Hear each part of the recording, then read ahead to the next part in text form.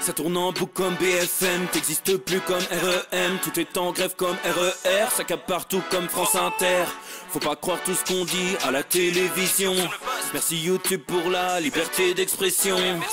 C'est pas la vérité absolue, juste de l'info et de l'actu. Si t'as un doute sur le contenu, check les sources ou le nombre de vues. C'est pas la vérité absolue, juste de l'info et de l'actu. Si t'as un doute sur le contenu, check les sources ou le nombre de vues. Calme-toi Dimitri, la force tranquille, ça tape dans le mille. De midi à minuit, dégomme les mensonges comme des quilles. Depuis qu'il y a des séances publiques, je veux plus au cirque mais à l'hémicycle. Scandale politique et médiatique, pour rien rater il faut que tu cliques. Mec c'est Rémi, le meilleur du pire en ligne de mire. Aucun parti pris, que des avis bien réfléchis. J'suis encore bourré comme un Polac, donc j'pensais voir Laurent Ournac. J'crois que j'suis toujours à côté de la plaque, mais en politique c'est qui est le crack. Ouais j'sais qui est le crack. Juste milieu. J'crois que c'est qui est le crack. Ça lit des kilomètres de presse pour faire un résumé express. Ça charbonne comme un chinois avec la qualité d'un bavarois. On sera en retraite après notre mort, on sera bouffé par l'inflation. Dans le doute je vais voter Voldemort pour les prochaines élections. Passe de la country à la drill sans transition. C'est pas une bonne idée de me confier cette mission. Si t'aimes pas, dégoûte pas les autres. C'est pas moi qui le dis, moi je suis le roi des pauvres. Pour réfléchir j'ai qu'un euro, non au moins je tomberai pas dans la fraude. Je le prononce Fröhliches-Mittel, comme Angela Merkel. Désolé, je fais ce que je peux, je trouve ma répartie chez Lidl. Des enquêtes exceptionnelles, pas de langue de bois et de l'humour. La revue c'est juste mensuel, les vidéos c'est juste tous les jours. Ouais c'est juste tous les jours. Juste milieu. Regarde ça tous les jours. Juste milieu. Désolé pour mon manque de répartie. Je sais même pas ce que je débite. C'est dur la géopolitique. Ou un peu comme ma... République. Ma République, non? C'est dur la République quand même, non? Ouais? Non? Ah non, c'est mou, non? Ouais, les mecs se font chier, on dirait un peu. Ouais, c'est un peu mou. Enfin, ça dépend dans quel pays. Ouais. Bah, j'y connais pas grand chose, moi. Et c'est quoi une démocratie déjà?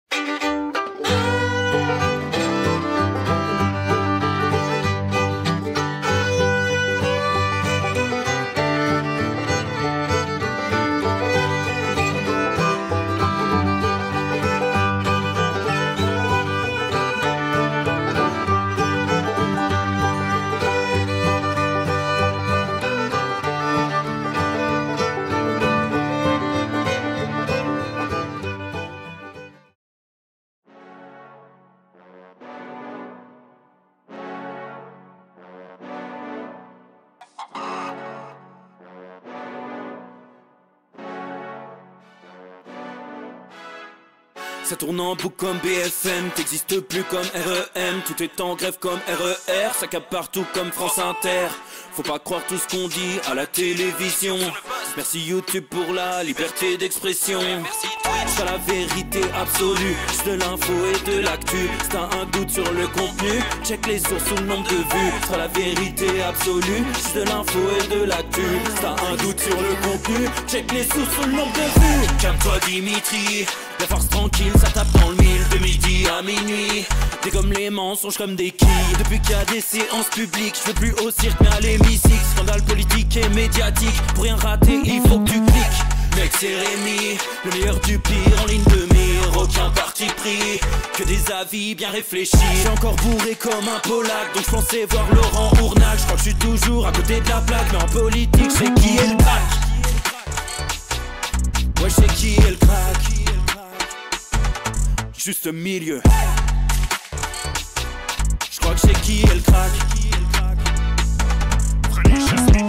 Ça lit des kilomètres de presse pour faire un résumé express. Ça charbonne comme un chinois avec la qualité d'un bavarois. On sera en retraite après notre mort, on sera bouffé par l'inflation. Dans le doute je vais voter Voldemort pour les prochaines élections. Passe de la country à la drill sans transition. C'était pas une bonne idée de me confier cette mission. Si t'aimes pas, dégoûte pas les autres. C'est pas moi qui le dis, moi je suis le roi des pauvres. Pour réfléchir, j'ai qu'un euro, non, moi je tomberai pas dans la fraude. Je le prononce Fröhliches comme Angela Merkel. Désolé, je fais ce que je peux, je trouve ma répartie chez Lidl. Des enquêtes exceptionnelles, pas de langue de bois et de l'humour. La revue c'est juste mensuel, les vidéos c'est juste tous les jours. Ouais, c'est juste tous les jours. Juste milieu. Regarde ça tous les jours. Juste milieu. Désolé pour mon manque de répartie. Je sais même pas ce que je débite. C'est dur la géopolitique. Ou un peu comme ma République. Ma République, non? C'est dur la République quand même, non? Ouais? Non? Ah non, c'est mou, non? Ouais, les mecs se font chier, on dirait un peu. Ouais, c'est un peu mou. Enfin, ça dépend dans quel pays. Ouais. Bah, j'y connais pas grand chose, moi. Et c'est quoi une démocratie déjà?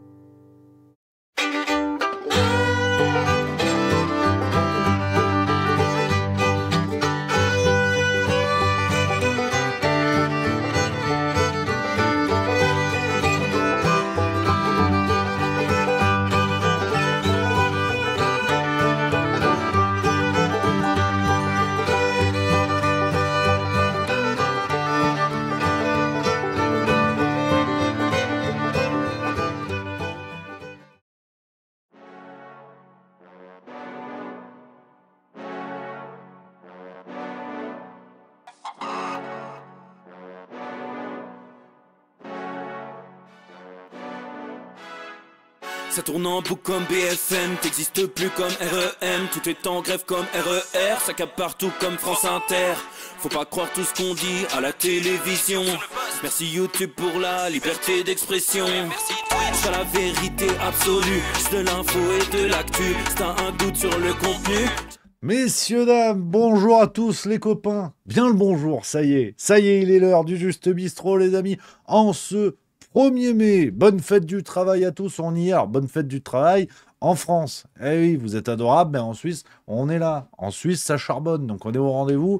Les amis, pour profiter tous ensemble de ce jour férié, vous êtes nombreux, évidemment, du côté de la France. Alors, vous êtes nombreux à vous branler sur le canapé. Non, mais on va pas se mentir, on connaît les jours fériés. J'ai vécu en France, je sais comment ça marche. Donc, vous êtes nombreux sur le canapé en disant, putain, il y a que des séries de merde sur France 3. Hop, 16h45, Juste Bistrot. Et là, il va se passer quelque chose. Donc, ça fait plaisir de vous retrouver, les copains, avec un gros menu qui nous attend aujourd'hui, menu XL, j'ai envie de dire. On a du Hanouna, on a du Sonia Mabrouk, on a du Sarah Knafou, on a même peut-être du Nicolas Bedos. Enfin, on a énormément de choses aujourd'hui pour cette belle émission avec la séquence, l'étape de montagne du jour, c'est évidemment le dossier Cyril Hanouna. Alors, vous allez me dire, oui, mais c'est bon, il a dit que c'était un prank, il a dit que c'était un canular. Non.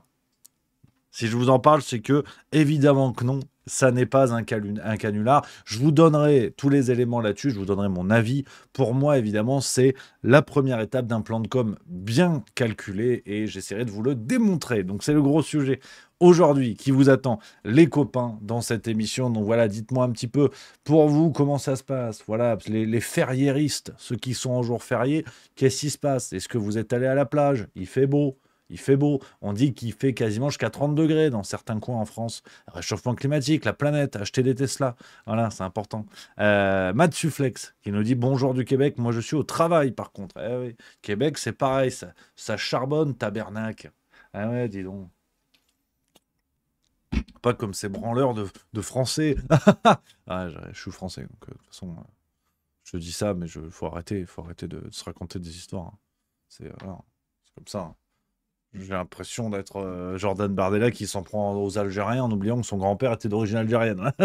Non, je déconne. Non, enfin non, je déconne pas, c'est vrai, mais Bardella, bon, il pisse au cul, donc voilà, non mais faut aussi mettre tout de suite les pieds dans le plat, les amis. Dans cette émission, Just Stormtrooper qui nous dit bière, bouffe dans le jardin avec un ami, on attend vivement le spectacle à Nantes. Magnifique camarade, ça se rapproche, c'est en juin, ça se rapproche le spectacle Zinzin qui déboule à Nantes, ça va être sympa. On a Apollyon The Beer qui nous dit perso, je bosse. Alors je sais pas, tu as écrit perso, je beau, suis dans la dernière zone de vacances, donc jour férié était déjà férié. Voilà, Bordeaux-Paris, c'est ça hein, la zone de vacances qui reste. Shadows Light by Audrey qui dit bonjour du Portugal, la lumière est revenue. Alors c'est vrai. Merci pour les infos. Hein, voilà, nos amis portugais, nos amis espagnols, coupure d'électricité, clic-clac, qui a éteint la lumière. On en a parlé 2 jours. On en a parlé un jour. En vérité, tu as une coupure d'électricité majeure dans un pays important, dans des pays aussi importants que l'Espagne et le Portugal. On en a parlé 24 heures. Vraiment, les médias, en tout cas le traitement qui a été fait en France, ce qui est intéressant, c'est que les médias se sont même pas fait chier à te trouver une excuse, à dire c'est les Russes. Tu vois non, ils ont dit oui, c'est le réchauffement climatique. Alors, en fait, pas du tout. Hein. Il y a un organisme en Espagne, je me suis renseigné dans la presse espagnole, un organisme là-bas qui a dit non, ça n'a rien à voir avec le réchauffement climatique, un pic de chaleur ou je sais pas quoi. On ne sait pas. Voilà, on ne sait pas. L'Espagne, le Portugal, plus d'électricité pendant 24 heures, on ne sait pas. Ça arrive, un interrupteur, un stagiaire qui a dû appuyer sur l'interrupteur. Bon, bah voilà, hein. On a peut-être des gens qui sont décédés dans des hôpitaux qui n'ont pas réussi à activer mince, comment on dit, des unités d'alimentation électrique qui prennent le relais en cas de problème. Alors, tu vois, je donne la définition, j'ai plus le mot. Générateur, non, c'est pas générateur, il y a un mot plus précis pour ça. Bon, on va dire générateur. Donc, les conséquences en fait de cette coupure d'électricité, on les connaît pas très bien, mais je trouve ça assez extraordinaire en fait. Une coupure d'électricité majeure dans un pays tout entier. On n'en parle plus. 24 heures après, c'est plié, donc bon, écoutez, pourquoi pas. Groupe électrogène, voilà, merci à Kenil qui nous dit ça. Donc, sans être complotiste, évidemment, hein, attention, c'est pas le genre de la baraque, mais je suis très curieux, en fait, du traitement médiatique qui a été réservé. Donc, bon, pourquoi pas. On a Dame75 qui nous dit le bonjour de Montréal, ici. La fête du travail, c'est en septembre, mais comme je suis français, je lève le pied aujourd'hui, tradition oblige. Et voilà, nos amis du Québec, on va vous dire des trucs aussi sur le Québec, pas tout de suite. On va bientôt, très bientôt, mais pas tout de suite. Donc voilà un petit peu les amis. On reparlera sûrement de l'Espagne parce que c'est vrai que tout ça semble, Espagne et Portugal bien sûr, tout ça semble assez suspect. All of that seems to be Nicolas Sarkozy, évidemment. Et au Pays Basque aussi, voilà, Pascal64 BTZ qui nous dit au Pays Basque aussi, il y a eu des coupures, effectivement. C'est remonté même en France. Donc tu te dis, bon, ça s'est passé chez nous. Qu'est-ce qui s'est passé si ça ne marche plus, mettez les bijoux de Rachida Dati, ces conducteurs. On peut relancer là l'électricité dans la moitié de l'Occident. Là, on peut y aller. Merci à Kaiser 1 Soz pour le subprime 18e mois. Merci camarade qui dit on lâche pas les copains. Et évidemment qu'on lâche pas. Jamais tous ensemble. Hey voilà. Après tout, pourquoi pas. Alors, les amis, dans les actus, on y va tout de suite parce que Il y a une grosse séquence Hanouna, hein, vraiment, je voulais revenir avec vous là-dessus en détail pour vous donner mon point de vue. Il y a des choses très intéressantes sur les coulisses de ce canular Hanouna et curieusement, peu de gens l'ont évoqué, donc je voulais revenir avec vous là-dessus. On commence alors avec une actualité. Je voulais vous montrer un tweet, mais je sais pas chez vous, moi, Twitter marche pas. Twitter marche pas. Tu vois, j'ai mis le lien pour accéder à la page. Ça ne fonctionne pas. It doesn't work. Donc là, je suis bien embêté. Donc, je vais vous raconter quand même la rumeur. Hein. C'est une rumeur qui concerne le monde de la télévision, les copains. Donc, si l'image s'affiche, je vous montrerai, mais c'est pas grave. Il n'y a pas de problème. Cette rumeur, voilà, qui je trouve très intéressante, très symbolique. On annonce, alors c'est pas signé, mais ce serait apparemment en bonne voie. On annonce dans le mercato des médias, vous le savez, hein, sur la période des vacances d'été, en attendant la rentrée médiatique de septembre, il y a beaucoup de mouvements, un peu comme au football ou dans le sport plus généralement. Vous avez des personnalités médiatiques qui passent d'une chaîne à l'autre, d'un média à l'autre. Et l'un des grands mouvements qui a fait parler ces 48 heures, en tout cas l'une des grandes rumeurs de mouvement, serait le départ de Sonia Mabrouk pour BFM TV. Oh, comme c'est bizarre. Alors, attention, attention, on verra quand ce sera officiel, on en reparlera à ce moment-là, mais j'ai une pensée émue pour nos amis droitards. Alors, je dis droitards avec le mépris que j'ai pour les gauchistes. Tu vois, c'est vraiment le terme, ou les gauchards, si vous voulez, qu'on mette un art à la fin. Voilà, c'est le même mépris que j'ai, si vous voulez, pour des personnes convaincues politiquement jusqu'à l'aveuglement et l'absence de toute honnêteté intellectuelle, l'absence de toute volonté de discussion. C'est ce mépris-là que je mets derrière les termes droitard et gauchiste. Bon, nos amis droitards qui nous expliquaient ouais, Sonia Mabrouk, c'est une femme déterminée, convaincue, qui a des idées, qui fait ça pour révéler des choses, nanani, nanana. Ah bah tiens, elle passerait chez BFM TV. Alors, est-ce qu'elle va suivre la même ligne et donc BFM TV va commencer petit à petit à faire du CNews par opportunisme médiatique, ce qui voudrait dire que ça validerait la thèse, si vous voulez, de cette guerre culturelle, hein, pour l'hégémonie culturelle, je vous en ai parlé il y a quelque temps, de dire qu'en fait, ce sont les grands, comment dire, ce sont les dominants pour faire du marxisme, parce que la théorie provient d'Antonio Gramsci, qui est un leader marxiste hein, du début du XXe siècle. Ce sont les dirigeants, ce sont les dominants qui fabriquent les tendances idéologiques, et le plus important pour dominer un pays, c'est d'abord de dominer les esprits. Donc il n'est pas exclu que BFM TV se mette à faire du CNews dans les mois prochains, dans les années prochaines, en vue de 2027. Et que donc Sonia Mabrouk soit une bonne pioche pour ce changement de voie. Ce qui voudrait dire qu'en fait, ce qu'on appelle la droitisation du média, la droitisation du monde médiatique est juste en fait une tendance idéologique fabriquée par les médias pour gagner plus de pognon et pour faire de l'audience. C'est pas du tout une tendance qu'on observe dans le peuple. En tout cas, peut-être pas à ce point. Ça, c'est encore une autre question. Ou alors, l'autre interprétation de ce potentiel mouvement de Sonia Mabrouk sur BFM TV, ce serait que Sonia Mabrouk n'ait aucune conviction, sinon celle de celui qui la paye, qui la finance. Et auquel cas, cela voudrait dire que Sonia Mabrouk est une journaliste comme les autres, qui a dans la bouche les idées qu'on lui met, si vous voulez. Donc, affaire à suivre, mais je trouve que sur le plan symbolique, c'est très intéressant. Alors, dans le même ordre d'idée, je voulais vous parler de Sarah Knafo. Mais pareil, je vais pas avoir le tweet que je voulais vous montrer. Parce que Sarah Knafo, 5% aux européennes. Chez Reconquête, ils sont plus que 2. Mais attention, elle a un poids. Elle a vraiment un poids politique qui est balèze. Hein. Tu vois, le journal du dimanche, ils te le disent. Parce que c'est un peu la rampe de lancement pour Reconquête. Enfin, la rampe de lancement, c'est un toboggan d'école primaire. Hein. Ils te disent, alors je vous donne le contexte.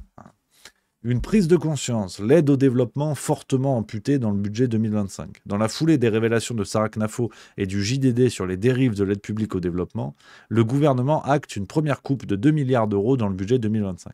Une réduction qui pourrait s'amplifier en 2026 avec les 40 milliards d'économies prévues. Alors les amis, Sarah Knafo, vous le savez, qui est un personnage que j'adore, qui illustre, je trouve, à merveille cette guerre pour l'hégémonie culturelle avec la fabrication de faux dissidents. Je le dis, ça n'est que mon point de vue, mais je l'assume, Sarah Knafo est une fausse dissidente. Elle est l'incarnation de ces partis de droite que l'on crée, que l'on pousse, que les médias mettent en avant pour faire croire à l'alternance, pour faire croire à la dissidence, alors qu'en vérité, elle est autant dans le système, si ce n'est plus, que bien des macronistes. Sarah Knafo, très belles études, très beau parcours, qui commence à la Cour des comptes, qui fait du réseautage, qui a derrière elle des beaux noms comme Jacques Attali et consorts. Donc c'est le même schéma que bien des macronistes et bien des personnalités de droite ou de gauche avant elle.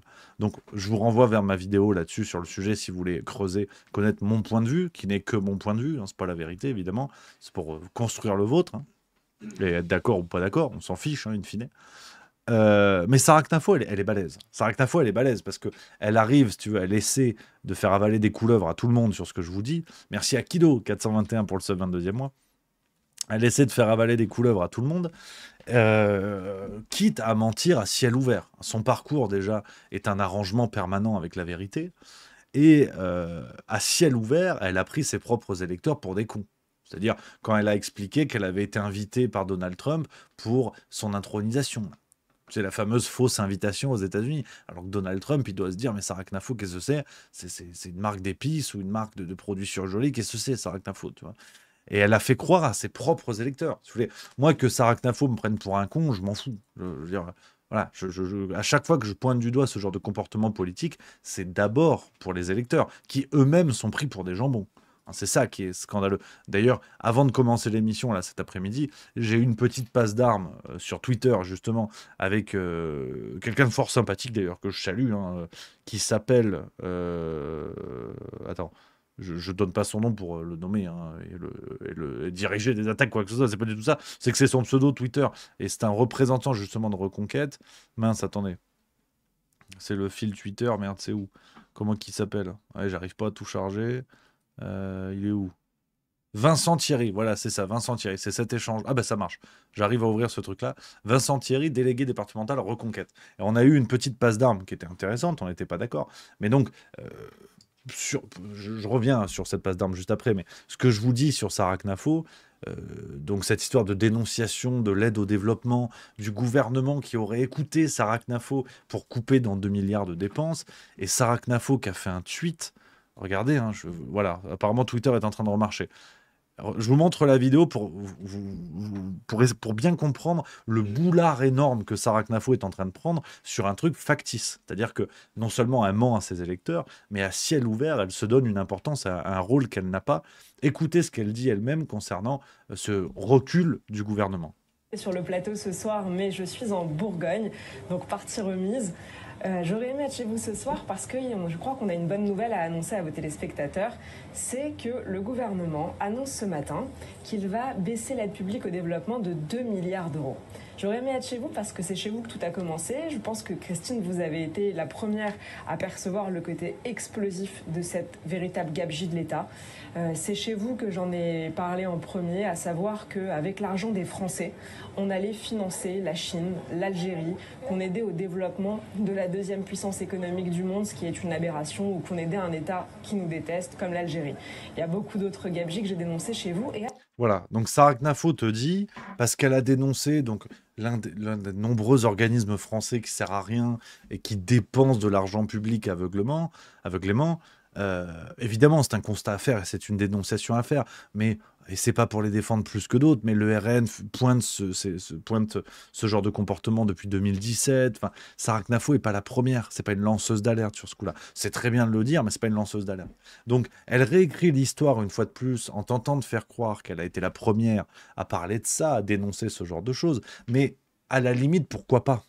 À la limite, pourquoi pas? Mais ce que je veux vous dire par là, et ce que je trouve risible, et j'appelle vraiment les supporters de Reconquête, les supporters de Zemmour et Sarah Knafo, je le redis, vous pensez ce que vous voulez, mon but n'est pas de vous faire changer d'avis, je m'en fous. Comme je dis à chaque fois, c'est pas ce que vous votez qui m'intéresse. C'est de tester la solidité de votre raisonnement, de tester la solidité de vos convictions. Et pour moi, la plus grande des solidités, dans une conviction quelle qu'elle soit, c'est de garder l'honnêteté intellectuelle, de dire j'aime bien telle personnalité politique, mais c'est vrai que sur ce point-là, il nous prend pour des cons.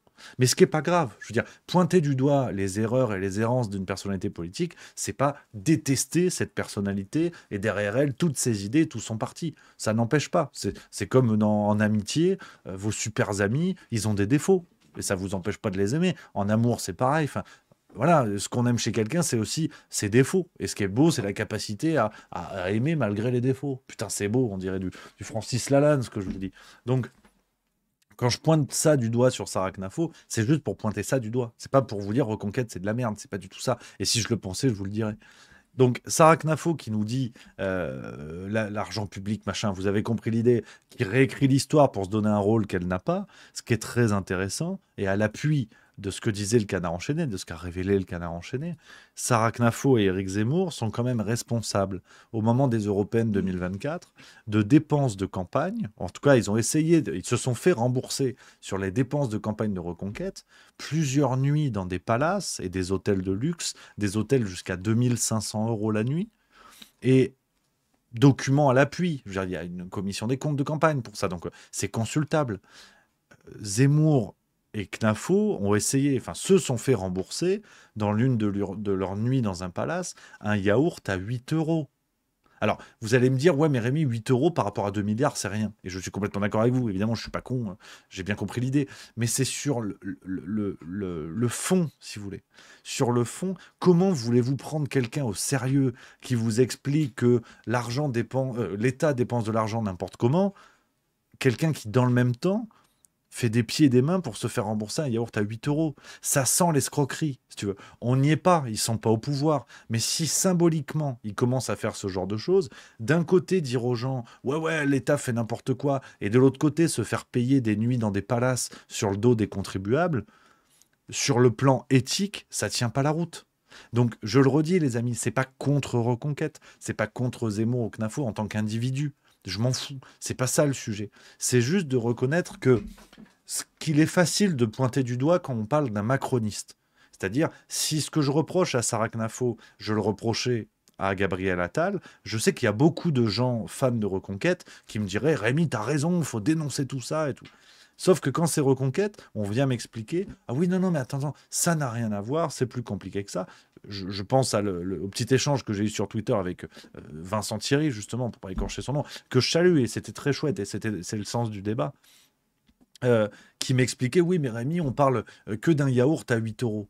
Donc, en plus, faire semblant de ne pas voir le problème, faire semblant de ne pas comprendre que c'est une question éthique plus que monétaire. C'est pas une question de montant, si vous voulez. Encore heureux qu'on n'en est pas là, que les escroqueries financières en politique ne se mesurent pas à l'importance des montants. Parce que sinon, ce serait terrible. Donc, c'est une question éthique, c'est une question morale. Et c'est ça qui m'embête avec Sarah Knafo. C'est que son parcours est fait de réécriture. Elle ment à ciel ouvert sur le truc de Donald Trump, sur le truc là de sa responsabilité dans les 2 milliards. Et en plus, à ciel ouvert, d'un côté, ils tiennent un discours qu'ils n'incarnent même pas.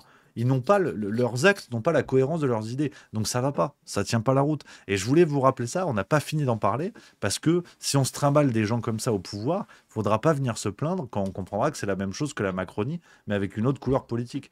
Donc voilà, hein. Ouais, non, mais Mais je vois que ça t'énerve. Ouais, Tu je pars. m'en vais, putain. Ouais, t'aimes pas les yaourts, c'est ça? Ouais, Allez, on va le retrouver en direct, celui-là. Je vais vous en ouais, parler. super. D'ici une demi-heure, 35. La France attend, mon petit pote. Ouais, j'en doute pas. Là, ça me balance. Allez. La Corée en sueur, là. Ouais. À demain, mais à lundi dans le vrai monde. Ça marche. Allez, tout bon. Ciao, ciao. Donc voilà les amis. Dites-moi ce que vous en pensez dans le chat, hein. Je prends vos avis là-dessus pour contrebalancer. Bien sûr, on papote, hein. Camimi33 qui nous dit ça montre les personnalités, se faire rembourser une somme si dérisoire.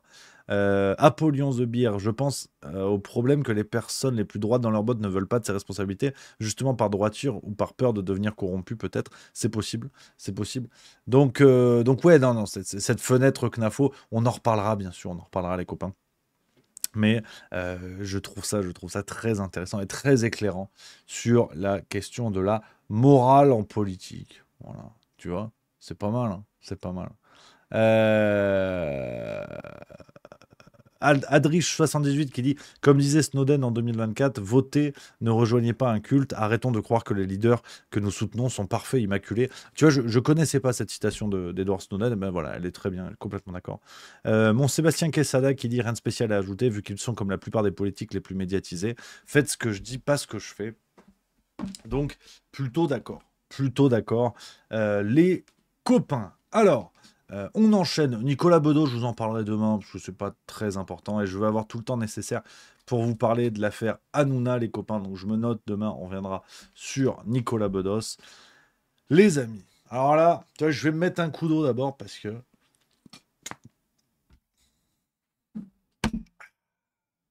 Ah, préparez-vous. Préparez-vous. Les amis, Hanouna en 2027, ira pas. On nous a dit que c'était un canular. C'est peut-être un petit peu plus compliqué que ça. Voilà, c'est ce que je voulais vous dire aujourd'hui, les copains. Ce sujet-là que nous allons traiter. Hanouna, candidat en 2027, est-ce un prank? Eh bien, pas si sûr. Pas si sûr, et je vais essayer de vous démontrer pourquoi je suis persuadé que le plan Hanouna est parfaitement en place, que tout se déroule comme prévu, et que Hanouna continue de prendre ses spectateurs pour des jambons. On rappelle la supposée censure de Cyril Hanouna sur C8 qui aurait entraîné son départ du groupe Bolloré. Je vous renvoie vers ma vidéo sur le sujet, je ne vais pas tout redire, qu'on soit bien d'accord. J'avais tenté de vous expliquer à ce moment-là pourquoi, pour moi, ça n'est que mon avis, c'était n'importe quoi. On nous avait raconté n'importe quoi sur la question de la censure, de la décision politique et compagnie. Donc, je vous renvoie là-dessus. On va dire que c'est le premier volet de l'affaire. Mais aujourd'hui, c'est le volet politique. Et oui, parce que 28 avril 2024, vous l'avez vu, on a eu droit à la une de Valeurs Actuelles. Je vais vous la montrer pour ceux qui ne l'auraient pas vu. Valeurs Actuelles, le journal Valeurs Actuelles fait une le candidat Hanouna pour 2027. Alors là, ça a été une folie. Ça a déclenché un raz-de-marée, cette potentielle candidature. Ça en a parlé dans plein de médias, même les médias alternatifs. On a vu des personnalités s'exprimer, dire pourquoi pas, machin, bidule et tout. Et 24 heures plus tard, c'était un prank. Cyril Hanouna lui-même nous dit « c'était un prank, ça n'était pas vrai, il ne sera ni candidat en 2027, 32 et ainsi de suite ». Alors, je pense que c'est faux. Et je pense que Hanouna 2027, il faut vraiment le prendre au sérieux. Alors, on va lever tout de suite quelques objections et que je peux tout à fait comprendre, de gens qui vont dire « oui, mais Rémi, tu donnes de l'importance à ce qu'il n'en a pas ». Je pense que si. Je pense que cette potentielle candidature de Cyril Hanouna dit beaucoup de choses sur notre système. Et je crois qu'au contraire, il faut l'étudier sérieusement, quand bien même cela se réalise ou pas. Je pense qu'il faut l'étudier sérieusement sur ce que ça veut dire. Donc c'est l'exercice que je vous propose aujourd'hui, parce que Hanouna est une forme d'ersatz de notre système actuel. C'est la conséquence logique de la Macronie. C'est pour ça que je tiens à vous en parler, et je pense que ça continue d'assembler le puzzle que nous avons sous les yeux, et ça n'est, pour moi, pas un micro-événement isolé. La deuxième objection, c'est qu'on va me dire « ouais, mais Rémi, de toute façon, il a dit que c'était un prank, donc il a dit que c'était une connerie. » Je suis persuadé que c'est faux. Je vais essayer de vous le démontrer. Et au pire, il y a deux possibilités à cette vidéo que vous voyez aujourd'hui. On est le 1er mai 2025 au moment où je l'enregistre. Il y a deux possibilités. Soit c'est de la science-fiction, et effectivement Hanouna n'ira jamais.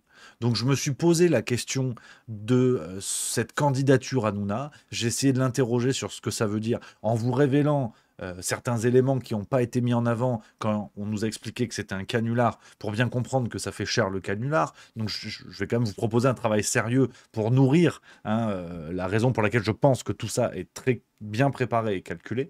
Donc soit c'est de la science-fiction, et au pire cette vidéo servira d'exercice, soit c'est une analyse qui aura eu raison d'exister quand Hanouna nous expliquera qu'il va y aller pour de vrai à l'approche des élections. Rappel, Éric Zemmour s'est présenté officiellement 6 mois avant les élections de 2022. Donc Hanouna est largement dans les temps. On est 2 ans avant.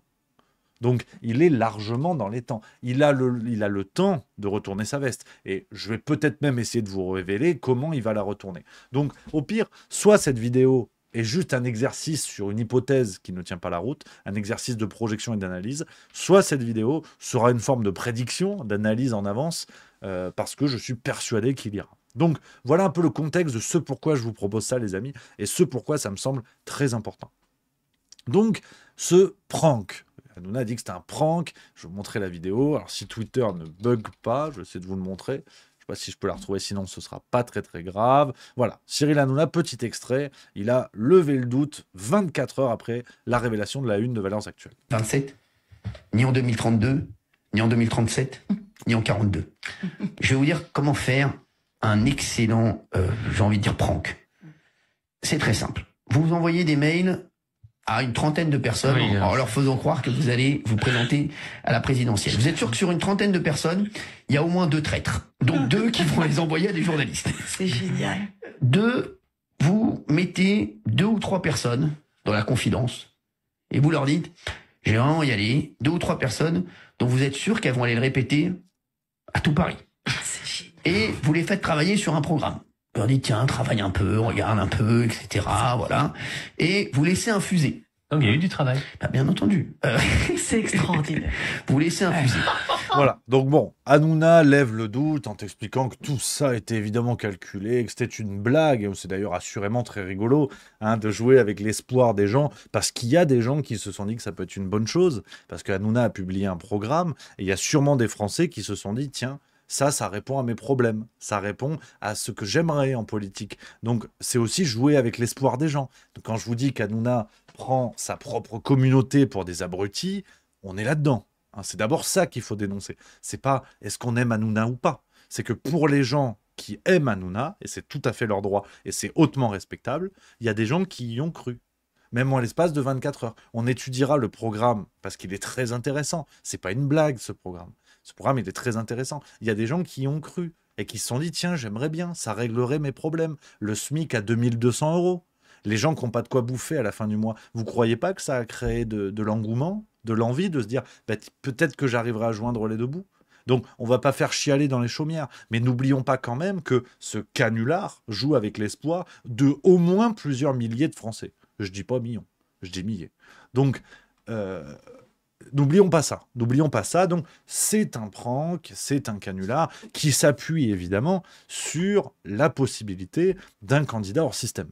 Ça, on le sait, ça fait depuis d'ailleurs Macron, qui avait été présenté comme tel, alors qu'il en était finalement l'incarnation la plus pure et parfaite. Le candidat anti-système, c'est l'une des menaces ou des opportunités, chacun voit comme il veut, qui pèsent sur la France.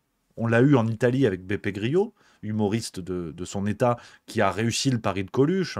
Beppe Grillo, qui avec le mouvement 5 étoiles, est arrivé quasiment au pouvoir suprême en Italie autour de 2010-2015. On a eu en Espagne Pablo Iglesias avec le mouvement politique Podemos. Donc Pablo Iglesias qui était professeur à l'équivalent de Sciences Po en Espagne. Donc pareil, qui a eu un poids politique immense dans un temps extrêmement court. Donc un candidat hors système. On a eu Zelensky en Ukraine. Donc ce qui d'ailleurs est très intéressant, on y reviendra à la toute fin de cette vidéo sur la conclusion que je vous proposerai. Même l'antisystème est parfois l'incarnation la plus originale du système. Hashtag Zelensky. Vous avez compris l'idée. C'est que parfois, même quand on nous présente un candidat anti-système, il finit par en servir les intérêts les plus poussés. Donc, jurisprudence Zelensky. Donc, c'est pour ça que déjà, la notion d'anti-système, je parlais de menace à l'instant, ça peut être aussi une menace quand on voit ça. Donc, bref, on a eu des candidats anti-système. C'est déjà arrivé. Ça existe. Et en France, quand on voit la situation actuelle, alors qu'en 2017, avec Emmanuel Macron, le système, justement, le système médiatico-politique a usé et abusé de cette rhétorique de l'homme anti-système, de l'homme qui allait secouer le cocotier, sauf que c'était Macron. Et tout le monde a compris qu'on s'était fait baiser. Donc, maintenant, un vrai anti-système, faudrait un Hanouna.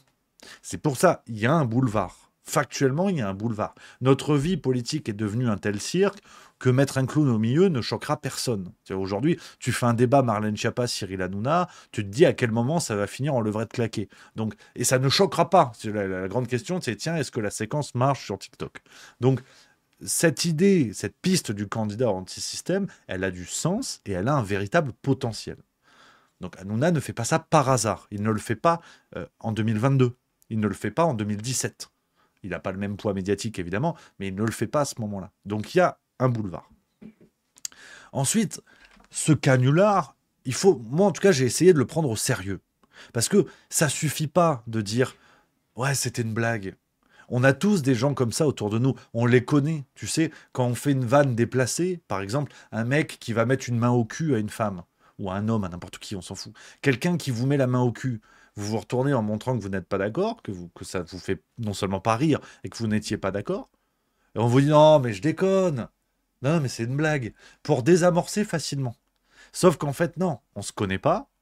Je n'étais pas dans une situation à rire avec toi et à permettre ce genre de blague. Non, c'était pas une blague. T'as essayé de me mettre la main au cul, point. Donc je trouve qu'Hanouna, j'ai cette impression-là. Du mec qui a fait une dinguerie et qui te dit non, mais je déconne. Voyant que ça faisait pas rire les gens. Donc c'est pour ça qu'il faut le prendre au sérieux. Parce que l'intention du mec qui vous met une main au cul, au départ, c'est une intention de vous mettre une main au cul. Et la blague est bien pratique. Non, mais je déconne. On a tous connu cette situation. Donc voilà pourquoi j'analyse sérieusement cette situation. Parce que moi, je pense qu'on est au niveau d'un non, mais je déconne qui cache une intention qui ne s'est pas réalisée comme prévu. Donc ce test grandeur nature appelé prank ou canular, c'est d'abord, enfin cette fausse candidature appelée prank ou canular, pardon, c'est d'abord pour moi un test grandeur nature. Dans le grand bain, on teste l'hypothèse. Nos médias savent faire, hein, dès qu'il y a n'importe quel pimpin qui déboule dans la politique, on arrive en te disant oh bah tiens, d'après les sondages, ma grand-mère serait à 3%. Alors ma grand-mère, elle est même pas au courant qu'elle voulait être candidate, tu vois. Mais on te la teste dans les sondages. Et si ça marche bien, le système embraye pour te dire bah non, non, mais en fait c'est super, vous avez vu, votez machin. Et on monte la mayonnaise comme ça. Et au début, c'est juste un petit test. Si ça marche pas, tant pis. Si ça marche, on y va. C'est logique. Donc Hanouna, je pense qu'ils ont essayé de faire ça. Ils ont essayé de tester, voir ce que ça pouvait donner. Alors, ça donnait 10% dans un sondage Ipsos, si je ne dis pas de bêtises, commandé par Valeurs Actuelles pour faire leur article, pardon. Mais justement, cet article de Valeurs Actuelles, les amis, j'aimerais poser une question simple, hein, il est ici. Là, je l'ai lu sur la plateforme Caféine. Je suis abonné à Caféine, c'est super. Plateforme où il y a plein de journaux. Petite question bête, mais vraiment bête. Elle est bête et méchante, la question. Qui l'a lu, cet article? Tous les gens qui te disent c'est sérieux, c'est pas sérieux, je suis d'accord, je suis pas d'accord. Qui est allé le lire, cet article? Et je vous invite à faire ça. Avant de vous emballer, de dire Rémi, tu donnes de l'importance à Hanouna, on s'en fout. Ou ceux qui vont dire Rémi, c'est super, Hanouna. Lisez l'article. Parce que ça va faire tout drôle à tout le monde. Ceux qui sont pour Hanouna, quand vous allez voir ce qui est révélé dans l'article, ça va vous faire tout drôle. Et ceux qui pensent que c'était une blague en disant non, non, mais tout ça n'est pas sérieux, ça va vous faire tout drôle. Parce que si ça, c'est une blague, c'est la caméra cachée la plus chère jamais montée. Tu vois, jamais montée. Parce qu'il y a des moyens qui ont été mis en œuvre. Et ça n'a pas la gueule d'une blague. Ça n'a vraiment pas la gueule d'une blague. Alors, pêle-mêle, je vais vous donner quelques extraits de cette enquête de Valeurs Actuelles qui est quand même bien foutue pour quelque chose qui, au départ, sort d'une rumeur instrumentalisée par Hanouna et de 2 traîtres qui auraient informé les journalistes d'Hanouna comme ça. Ce qu'on apprend concernant ce test grandeur nature, je vous lis ce que dit Valeurs Actuelles. Vraiment, lisez l'article, les amis. Son équipe, donc celle d'Hanouna, s'est chargée de réaliser une étude de viabilité censée évaluer la pertinence de la candidature. 3 questions surgissent. Combien de parrainages peut-il espérer? Quel budget pour une campagne? Quel score visé? Donc, il y a des gens réunis autour d'Hanouna qui ont testé ces questions dans un sondage commandé à l'Ipsos. Je crois que c'est Ipsos. Hein. Je vais vérifier pour ne pas vous dire de bêtises. Je peux vous montrer la page d'ailleurs comme ça. Oui, voilà. Non, c'est IFOP, excusez-moi. Voilà, c'est la page. IFOP, si vous voulez aller voir, les sources sont en description de cette vidéo. Je vous le donne dans le chat si vous voulez consulter cette source-là. Donc, moi, perso, des blagues, j'essaie d'en faire. J'essaie modestement d'en faire un peu ma vie aussi, hein, de faire des blagues sur scène. Je commande pas des sondages à l'IFOP pour faire une blague. Après, chacun son sens de l'humour. Ce qu'on apprend aussi dans l'article, c'est que, je vous lis, mais en avril 2026, la machine pourrait s'activer. Il ira s'il sent qu'il y a un engouement, parle Lionel Stan, son bras droit, qui est un proche d'Hanouna, qui te le dit, en fait, qui t'explique. En avril 2026, donc avril, tiens, c'est quoi? C'est environ 1 an avant le premier tour. Ça commence à se mettre en place. On est dans les temps, c'est ce que je vous disais tout à l'heure. On est dans les temps. Son bras droit vous explique, il ira s'il sent qu'il y a un engouement. Donc, ils vous le disent en fait. Ce que je tente de vous démontrer déjà en disant, mais les amis, ils prennent la température sur un test grandeur nature, c'est écrit dans l'article. Donc moi, je veux bien que ce soit un canular, je veux bien tout ça. Mais ça n'a pas la gueule d'un canular, surtout quand la stratégie est aussi claire et limpide. D'autant plus, et là on va rentrer dans le dur, d'autant plus qu'Hanouna est un habitué des coups dans les médias. Il en est le pape, il en est l'un des papes. On aura eu Drucker, on aura eu Arthur, on a Hanouna. Donc ce mec-là, il a non seulement les idées pour manipuler les médias, mais il en a les moyens avec son carnet d'adresses. Un exemple, et pourtant, en plus, on a parlé de cette révélation dans le Juste Bistrot. Le 15 mars 2025, Mediapart fait un article pour expliquer, pour révéler les méthodes de Cyril Hanouna. Je vais vous montrer l'article. Vous l'avez peut-être vu passer. Menaces, lynchage et règlement de compte. Bienvenue chez Cyril Hanouna hors caméra. Donc, on apprend dans cet article des choses assez dingues sur les méthodes de Cyril Hanouna, et notamment ce qui est écrit dans le chapeau de l'article de Mediapart, je vous le lis. Mathieu Delormeau menacé, le manager de Malik Bentala tabassé dans les loges. Chaque fois, l'ordre est donné de tout étouffer. Donc, voilà le niveau du mec. Une sorte un croisement entre le parrain et un vendeur de roses, quoi. Cet article sort le 15 mars 2025. Et voir, la temporalité est intéressante. Cet article sort le 15 mars. Qu'est-ce qui se passe le 19 mars 2025 ? Paris Match nous sort Cyril Hanouna et Tiffaine Ozière en couple, nos photos exclusives. Regardez, je vous montre la date, 19 mars 2025. 4 jours plus tard. 4 jours plus tard. Alors, mis comme ça, tu te dis, bon, bah évidemment, c'est un contre-feu, c'était pas très beau pour l'image de Cyril Hanouna, sans même parler de sa potentielle candidature, c'est pas très beau, donc il faut un contre-feu. Le mec a le bras long, il invente un contre-feu. Mais comment est venu ce contre-feu ? Et vous allez comprendre ce qui solidifie ma théorie d'un Hanouna qui ira pour 2027. Je vous dis pas qu'il gagne, je vous dis qu'il ira. C'est quand on comprend les gens qui sont derrière lui, qui sont derrière ce canular. Je vous lis ce que nous dit Valeurs Actuelles. Donc quand je vous invite à lire l'article, c'est qu'il faut le lire. J'explique. Baba avait prévu la riposte. Le 19, donc mars 2025, paparazzade dans Paris Match. À la une de l'hebdo, l'idylle cachée entre l'animateur star et Tiffaine Ozière, donc la fille de Brigitte Macron, l'une des filles de Brigitte Macron.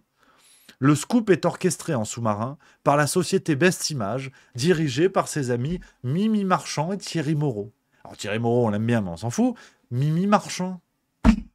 Ah bah tiens, la papesse de la presse People, qui était derrière le couple Macron dès 2016 pour organiser les unes de Paris Match. Bah, elle est derrière Cyril Hanouna pour lui sauver le cul, alors qu'on apprend que les équipes d'Hanouna ont tabassé le manager de Malik Bentala. On apprend les méthodes qui sont pas belles. Trop bizarre. Et qui est là ? Mimi Marchand. Mais c'est un canular. Tout ça n'est pas sérieux.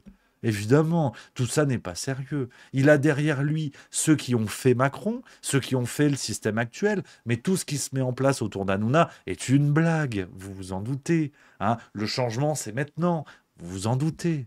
Tout ça est une blague, tout ça n'est pas sérieux. Hein, qui peut y croire ? Quand t'as Mimi Marchand derrière, qui peut y croire ? Quand tu peux faire n'importe quoi dans les médias pour éteindre les pires rumeurs sur toi en 4 jours, tout ça est un canular, tout ça est un prank, évidemment. Alors, on continue à étudier ce prank, toujours dans Valeurs Actuelles. Page 20, pour ceux qui ont le papier sous les yeux. Page 20, on apprend quoi ? Donc, concernant le programme, Cyril Hanouna a un aspect, on regardera le programme juste après, il y a un des éléments sur le programme qui est l'incitation aux investissements dans le secteur public. C'est-à-dire faire en sorte que les grandes fortunes françaises puissent financer l'école, les hôpitaux, les machins. Mais c'est pas une privatisation. Hein. Non, c'est pas l'aboutissement de la Macronie. Ça n'a rien à voir. Attention, ça n'a rien à voir. Et qu'est-ce que nous dit Valeurs Actuelles ? En expliquant cette mesure-là, je peux vous montrer, je vais vous montrer l'article de Valeurs Actuelles, c'est encore plus simple. Regardez, ça c'est le papier, je vous le montre rapidement. Alors, tu as le truc sécuritaire, où est-ce que j'ai vu ce que je vais vous lire ? Attends, c'est sur le volet économique, c'est quoi ce potentiel à confirmer ? C'est pas ça. Vous avez tout le papier là-dessus, je sais plus, c'est là encore, 3-4 petites lignes.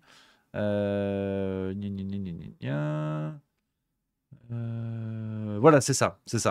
Voilà, je vous lis le passage entier parce que c'est plus rigolo, c'est encore mieux. Il y a 2 paragraphes qui sont centraux. Ne comptez pas sur Hanouna il est là, ne comptez pas sur Hanouna pour s'approprier la tronçonneuse d'Éric Ciotti. Il veut créer des postes d'enseignants, de policiers, mieux les payer dès leur embauche, rénover les commissariats, les casernes. Et miser, c'est le grand pari de son programme, sur l'intelligence collective. Tous les mois, il souhaite regrouper autour de tables rondes les plus grandes fortunes du pays, Bernard Arnault, François Pinault, Rodolphe Saadé, leur soumettre des plans de refonte détaillés, travaillés, chiffrés, des grands secteurs en chantier, éducatifs, hospitaliers, policiers. Il en côtoie déjà quelques-unes. Souvent, il déjeune avec Xavier Niel, le fondateur de Free. Pour vivre heureux, vivons cachés, nous répond en guise de confirmation l'intéressé par texto, emoji clin d'œil en bandoulière. Sinon, beaucoup d'admiration pour la famille Arnault et d'amitié avec Vincent Bolloré.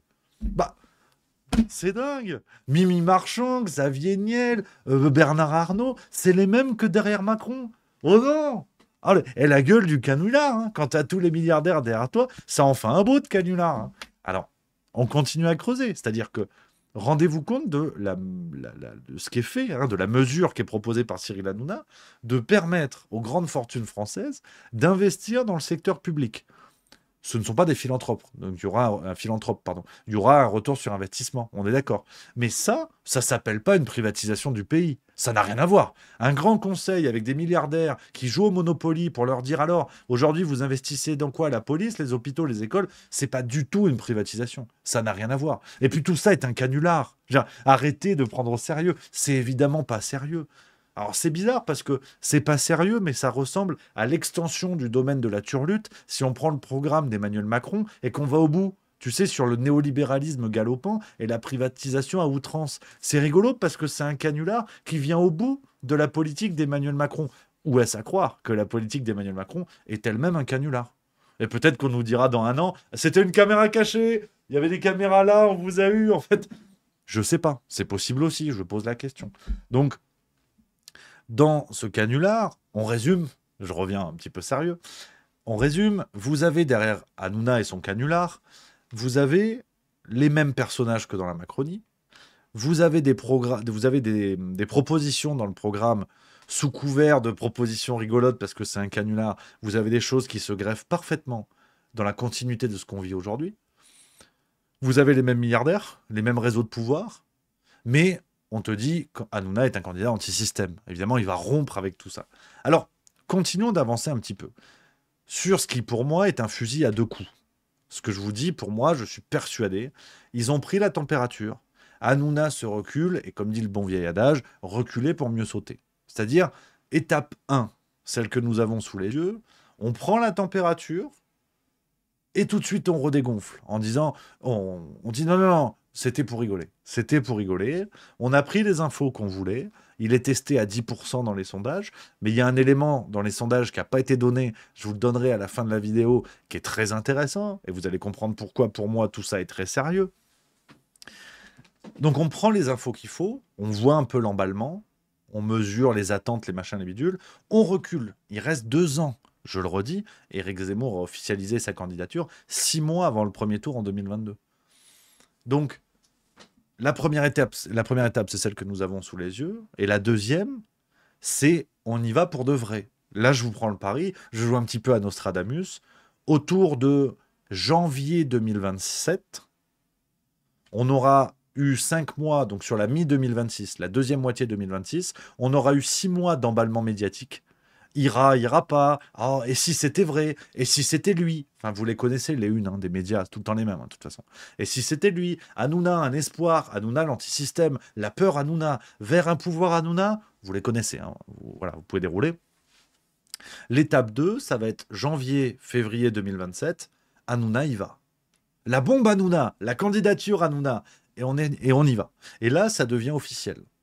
Mais il y aura eu 1 an et demi de peut-être. Et n'oublions pas qu'un peut-être n'est pas engageant. Aujourd'hui, ils peuvent te dire « Non, mais on déconne, c'était un canular ».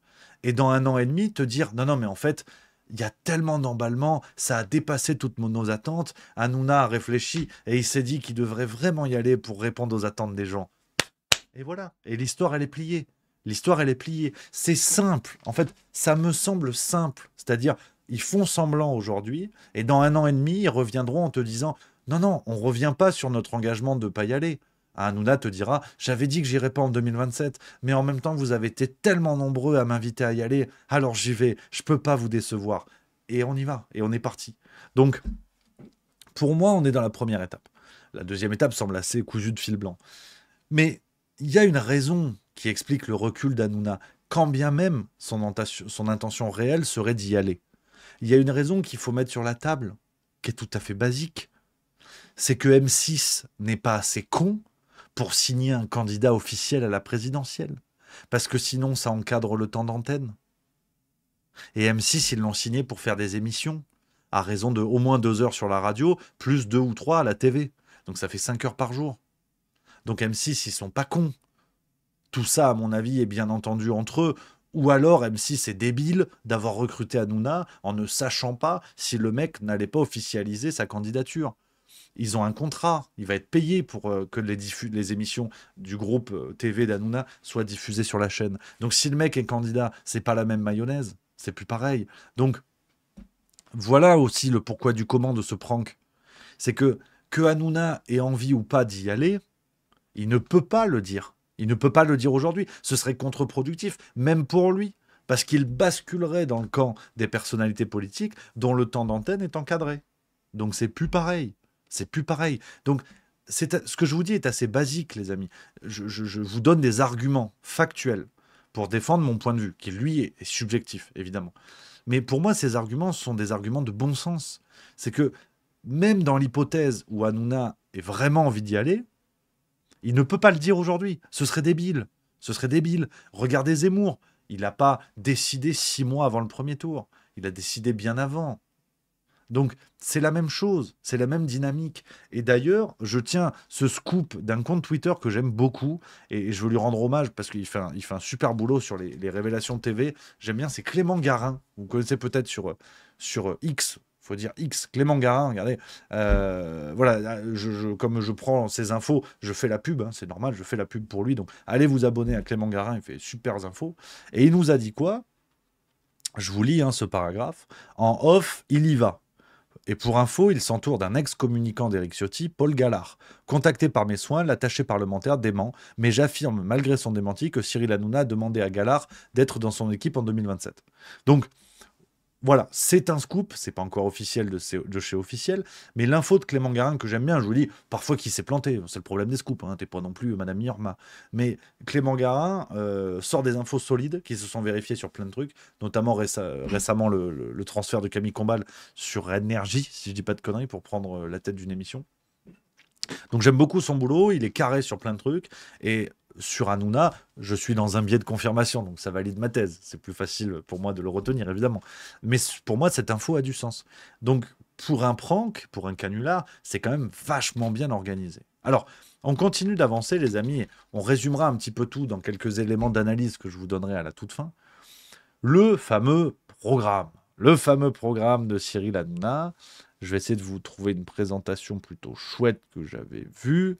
Ouais, sur ce compte-là, elle est bien. Voilà, sur le compte Sirène, que je connais pas. Voilà, satire et investigation. Bah, bravo à eux. On aime la satire. Comme une crampe au mollet, satire. C'est nul. Non, mais c'est nul. Hein. Donc, le programme d'Hanouna. Alors, c'est un canular. Je le redis, n'allez pas croire que ces mesures qui sont vachement pertinentes pour un candidat anti-système, n'allez pas croire que tout ça est sérieux. Je le redis, c'est un canular. Tu vois, par exemple, il y a un truc rigolo. Il veut construire un terrain de padel à l'Élysée. J'ai vu ça. Certains médias en ont parlé. Bon, pourquoi pas. Mais il y a des trucs pas rigolos. Il y a des trucs qui sont marrants, qui sont pas marrants, justement, et que j'aime bien, et qui ont du sens, tu vois. Moins 30% de députés, pour passer à 380 députés à l'Assemblée nationale. C'est marrant, parce que Macron avait promis la même chose, pour l'anecdote. Ça ne s'est jamais réalisé, mais Macron avait évoqué la réduction du nombre de parlementaires. Bon. Donc, ce qui est intéressant dans ce programme, je le dis tout de suite et vous allez comprendre, ce qui est intéressant, c'est que ce sont des mesures pertinentes, qui répondent aux attentes des gens. C'est ce que je vous disais au début de cette émission, les amis, de cette vidéo. Ce que je vous disais, c'est qu'on joue avec l'espoir des gens. Un canular, je veux bien l'entendre. Et comme je vous ai dit tout à l'heure, peut-être que l'analyse que je fais là n'a aucun sens et qu'Hanouna ne sera jamais candidat. Je m'en suis expliqué pourquoi je le fais quand même. Mais en attendant, il y a des gens qui y croient. Il y a des gens qui aimeraient bien avoir ça, qui aimeraient bien avoir un salaire minimum à 2200, 2300 euros net.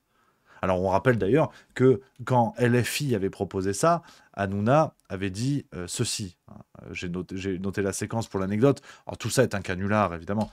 Mais pour vous dire à quel point on est déjà dans la démagogie la plus pure, c'est que quand LFI proposait d'augmenter le SMIC à 1600, Hanouna avait dit ça. Mais on le sait bien que le SMIC à 1600 euros, vous savez bien que ça va créer du chômage, mais comme jamais. Ça veut dire que le chômage va pas repartir à la hausse, il va repartir à la super hausse. Voilà.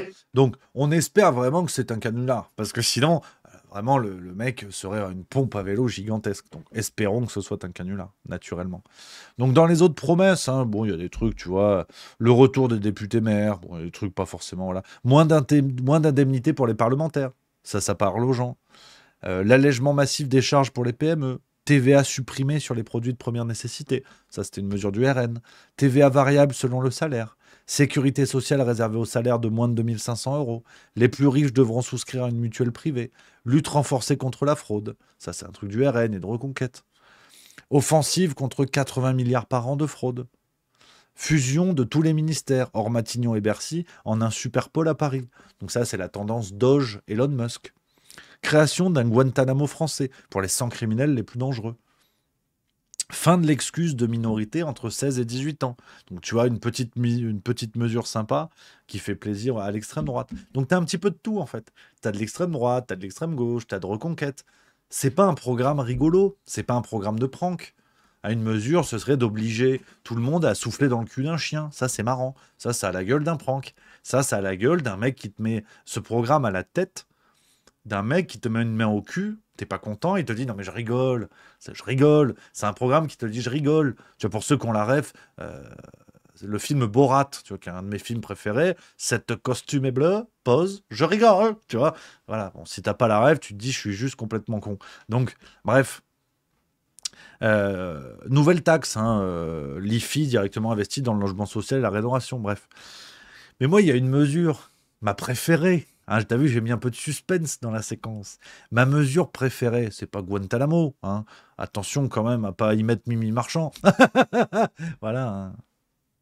Bah non, parce que c'est sa pote du coup. Mais il y a ma mesure préférée pour comprendre à quel point Hanouna est anti-système et qu'il rompt les codes. Ma mesure préférée, c'est celle-là. Pas de Frexit. Ah bah trop bizarre. Ah bah... Hein, tous les gens qui me disaient bah Hanouna, c'est le seul qui reçoit Florian Philippot, c'est le seul qui fait faire quelque chose. Ah bah trop bizarre, il n'y en a pas de Frexit finalement. Ah, trop drôle. Hein. Renégociation des traités pour alléger les normes, notamment pour les agriculteurs. Oh, comme c'est ballot, comme le RN et Reconquête, tu sais, on va changer l'UE de l'intérieur. Hein, voilà. Donc, c'est nul et non avenu de par l'existence de cette simple mesure. Un candidat anti-système aujourd'hui, il questionne l'UE, il questionne le Frexit, il fait un sondage. Si on est pour une démocratie participative, le RIC, ben on pose la question aux gens. Et c'est marrant, Hanouna, il n'envisage pas, alors qu'il le sait que c'est une thématique porteuse. C'est pas pour rien qu'il invite Philippot. C'est pour faire de l'audience, on est d'accord. Ah ben c'est marrant, il n'y a pas de Frexit. Donc qu'est-ce qu'en pense Florent Philippot ? Ira-t-il encore sur le plateau de Cyril Hanouna ? C'est pas une invective, hein. D'ailleurs, j'inviterai bientôt, je referai un petit tour d'horizon avec les candidats souverainistes, donc Asselineau, Philippot, Cheminade, Kuzmanovic. On refera un petit tour d'interview sur le juste milieu, évidemment. Donc c'est pas une invective en direct, je lui poserai la question, naturellement. Mais est-ce qu'il y retournera alors qu'Hanouna est officiellement un mec qui se fout du souverainisme, ouvertement, et qui se fout de la question du Frexit ? Donc, ce programme, canular évidemment, ce programme, les copains, est nul et non avenu pour moi pour cette simple raison. C'est pour le coup de la démagogie dans le sens le moins noble possible. Démagogie, donc parler aux instincts du peuple. C'est de la démagogie fastoche, mais tout ça est un canular évidemment. Alors, analyse et conclusion. Analyse et conclusion, les amis, pour finir. Je ne veux pas être trop long non plus sur cette séquence, les copains, parce que je vous ai donné tous mes éléments. Je pense que le fond de mon raisonnement, vous l'avez. L'appel que je veux faire là-dessus, qu'on soit bien d'accord, une fois de plus, je veux pas vous dégoûter de Cyril Hanouna. Vous faites ce que vous voulez. Si vous aimez ses émissions, si vous voulez voter pour lui, grand bien vous fasse. C'est pas le sujet. Je veux juste mettre à plat les raisons qui, moi, me poussent à penser sincèrement que c'est un coup du système pour mieux se perpétuer. Avec ce côté, non mais c'est rigolo, c'est cool, c'est un prank. Bon, j'ai déjà expliqué l'idée, vous avez compris. Pour moi, c'est une connerie, c'est l'étape 1 du plan. Donc attention évidemment aux manipulations médiatiques, attention à la construction du candidat Hanouna, où pour moi, la deuxième étape arrive, où en 2026, ils vont commencer à créer un bruit de fond qui s'officialisera début 2027. Parce que vous avez vu, quand même, cette séquence médiatique, elle est extraordinaire. C'est pour ça qu'il faut en parler, je crois. En 24 heures, vous avez vu cet emballement dans les médias. Regardez, Barbara Lefebvre, hein, dans les grandes gueules. Alors, ça aurait pu s'appeler les petites bites. Non, non, en plus, c'est les femmes, donc ça n'a rien à voir. Les grandes gueules. Alors voilà, ça bug Twitter, je peux pas vous montrer la vidéo. Bon, c'est pas grave. Mais je l'ai noté, Barbara Lefebvre, qui a déclaré le 29 avril, en fin de matinée, début d'après-midi, il a fait partie de la France des Gilets jaunes, il a du pif, il sent les choses. Donc, si tu veux, en 24 heures, je crois que le système s'est tiré une gigantesque balle dans le pied, même si on le savait, qui est qu'en 24 heures, ils sont capables de créer des tendances. Ils sont capables de créer, non pas une rumeur, mais un espoir. Ils sont capables de créer un candidat potentiel en 24 heures. Donc, c'est pas tant Hanouna. C'est pour ça que je vous disais en début d'émission, c'est pas l'homme qui m'intéresse, c'est pas la candidature Hanouna. C'est que ce système se moque tellement des gens, il se moque tellement de nous, qu'il nous explique avec ce genre de canular comment il est capable de mobiliser des médias, de mobiliser l'opinion sur un canular. En 24 heures, on te construit un candidat. Donc, que ce soit Hanouna, ou demain ma tante, ou mon boulanger, ce système fait ce qu'il veut, avec une facilité déconcertante. Qui peut croire sérieusement que dans le tout Paris et en coulisses, ils se sont fait avoir par un canular? C'est évidemment pas sérieux. C'est évidemment pas sérieux. Donc, la machine est prête. La machine à fabriquer des candidats est prête. Avec derrière les mêmes, et ils vous le disent. C'est pour ça que je vous invite à lire l'article de Valeurs Actuelles. Mimi Marchand, les mêmes milliardaires, les mêmes sont aux manettes, les mêmes. Donc, si vous voulez, c'est une supercherie dont on se rend coupable en refusant de la voir. En se disant, ouais, mais là, c'est pas pareil. Hanouna, c'est pas pareil. Non, on est en train de vous baiser, et on vous le dit. C'est quelqu'un qui va casser la vitre de ta bagnole, ce système est quelqu'un qui va casser la vitre de ta bagnole ostensiblement, alors que tu es dedans, à visage découvert. Et il y a des gens aujourd'hui, que ce soit Hanouna ou d'autres, qui te disent « Ouais, mais c'était pas pareil le voleur. » Si. Tu es en état de choc, tu as du mal à interpréter l'événement, alors que ostensiblement, on a cassé ta vitre, le voleur avait le visage découvert, et c'était ton cousin. Tu refuses de le croire.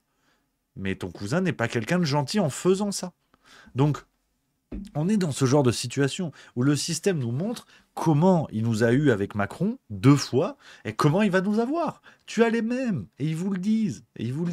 Donc, c'est là-dessus, les amis, que je veux vous alerter. Et je le redis, derrière, vous pensez ce que vous voulez. Vous aimez Hanouna ou pas. Ma vidéo s'arrête là. Ma réflexion s'arrête là. Après, vous avez votre libre arbitre. Vous êtes des grandes personnes. Vous faites ce que vous voulez. Et très franchement, je m'en fous. Parce que vos opinions, je les respecte. Vous êtes très grand pour les avoir tout seul, pour les développer tout seul, pour les construire. Donc je m'en fous au sens où j'ai pas à interférer. Je suis qui pour vous dire quoi penser ou quoi voter? Je suis personne. C'est pour ça que je dis je m'en fous. C'est parce que je vous respecte. Vous êtes des gens sérieux, donc j'ai rien à vous dire. Vous avez pas besoin de mon avis pour savoir quoi penser. Et je serai le dernier des crétins à vous dire écoutez-moi pour savoir quoi penser. Non, pas du tout. Donc les amis, cette vidéo, je voulais absolument la faire. Et il y a un dernier élément, qui est pour moi l'élément le plus saillant. Là, c'est vraiment le coup de grâce, la banderille, comme on dit dans la corrida. Dernière banderille, très exactement. Il y a, dans le sondage de l'IFOP, on a parlé des fameux 10% que pourrait avoir Cyril Hanouna. Mais il y a un élément dont peu de médias ont parlé, sauf Valeurs Actuelles, qui est l'élément pour moi le plus important et qui explique pourquoi une candidature Hanouna est une aubaine pour ce système. Regardez l'une des questions dans le sondage.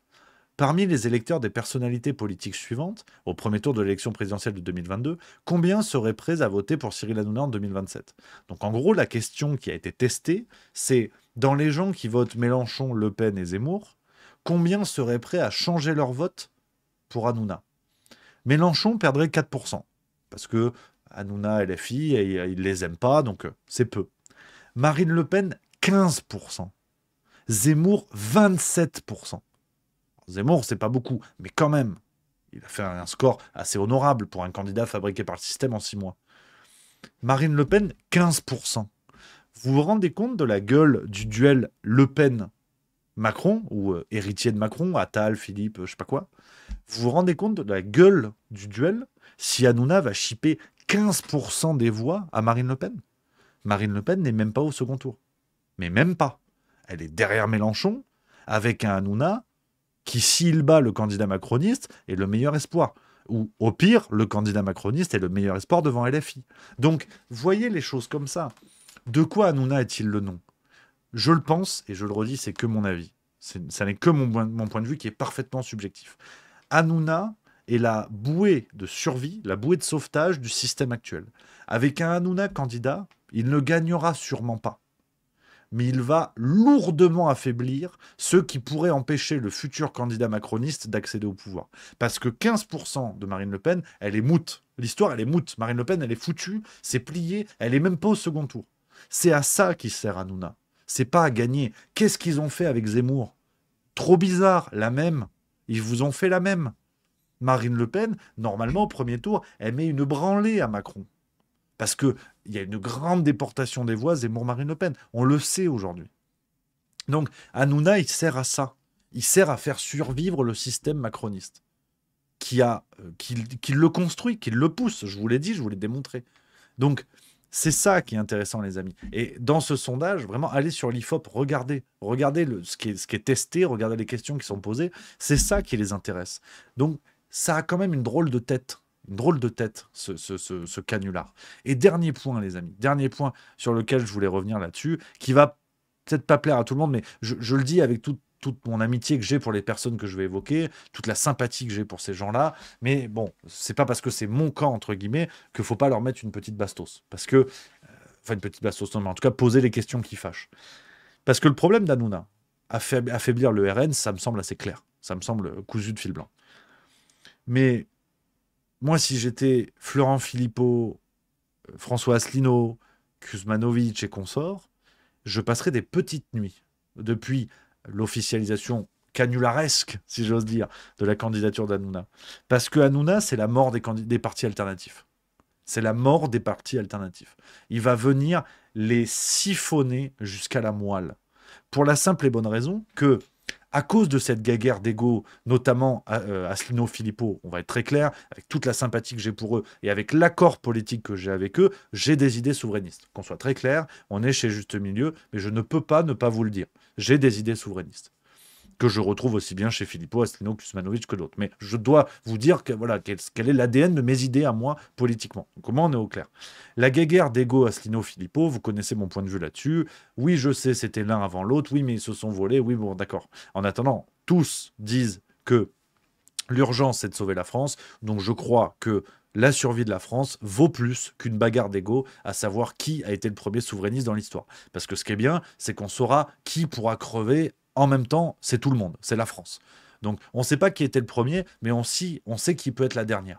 Donc, au bout d'un moment, j'aime ces gens-là, j'aime ces idées-là, qui sont les miennes, je dois vous le dire, en toute transparence.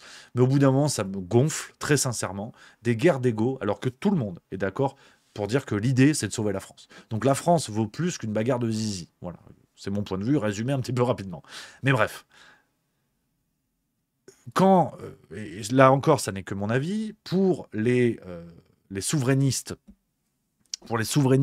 qui voient ces guerres de petits partis, qui, soyons lucides, et ça me peine de dire ça, ne représentent rien, en vérité. Politiquement, j'entends dans les urnes, on n'a même pas 500 signatures. Florent Philippot, je ne sais même pas s'il peut réunir 500 signatures. François Asselineau, difficilement.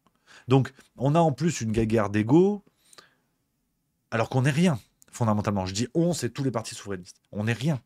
On représente des vues sur YouTube, des abonnés, tout ce que vous voulez. Ça, c'est super. Sur TikTok, on est au top. Mais dans les urnes, il y a bubule. Donc, la réalité du terrain, c'est qu'on essaie de se bagarrer. Le bac à sable, tu sais. C'est nous, moi, c'est mon jeu, c'est mon bac à sable, c'est machin. Sauf qu'en fait, dans le bac à sable, on a 15 grains de sable.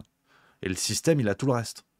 Donc en plus, on se bagarre des miettes, en vérité. C'est là où on est vraiment des bouffons, je le dis honnêtement, et je m'inclus évidemment dedans. On est des bouffons à se bagarrer des miettes, pendant que ce système se gave en nous regardant nous bagarrer des vilaines miettes. Tu vois.